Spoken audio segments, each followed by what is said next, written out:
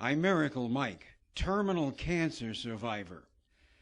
In 2001, I was diagnosed clear of cancer on May 15th, 2001, by Dr. William W. Gordon of Alamo ENT Associates on Floyd Drive in San Antonio, clear of cancer, with no MRI scan, no CT scan, just a quick visual inspection after Dr. William W. Gordon had treated me for cancer only 6 months prior, nasopharyngeal carcinoma, simply known as nasal passage cancer.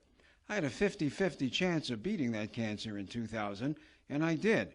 However, Dr. William W. Gordon provided no follow-up at all after cancer number 1.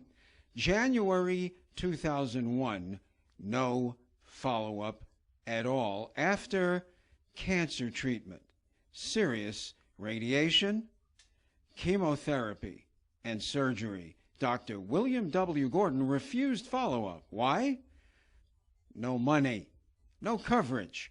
The coverage had been exhausted, and he cared less about any follow-up. For the next 5 months, from January through May of 2001, I begged and pleaded and called every week to get a follow-up visit from Dr. William W. Gordon at Alamo ENT Associates. Finally, in May of 2001, Dr. Gordon agreed to see me for a follow-up visit if I would bring $30 cash and pay in advance at the front desk. So, with no MRI, no CT scan, no basis for diagnosis, and after keeping me waiting for 4 hours, 2 hours in the exam chair, making me the last patient of the day as Dr. Gordon ran up and down his hallway from room to room, rushing and moving quickly to make the money, he finally burst into the exam room, gave me a 2-minute visual examination with a fiber optic scope, and said, "You're clear of cancer, go have a nice life," and he was out the door. Well, that was May 15th, 2001. 3 days later, May 18th, 2001, I woke up with my left eye crossed into my tear duct and a major headache. On a scale of 1 to 10, I had a size 20 headache, like an ice cream headache, the whole entire right side of my head. I crossed into my tear duct, massive headache, and the right side of my face paralyzed. Why? Because 3 days prior, when Dr. William W. Gordon of Alamo ENT Associates in San Antonio on Floyd Drive in the medical center said, "You're clear of cancer, go have a nice life," I actually had a golf ball size stage 4 brain tumor at the base of my brain, top of my vertebrae. I did beat that terminal cancer with barely 5 weeks left to live, with the help of the best medical science, technology, care, and research on the planet at University of Texas Health Science Center and Hospital Cancer Therapy and Research Center, just down the street from Dr. Gordon and just across the street from his exam room window.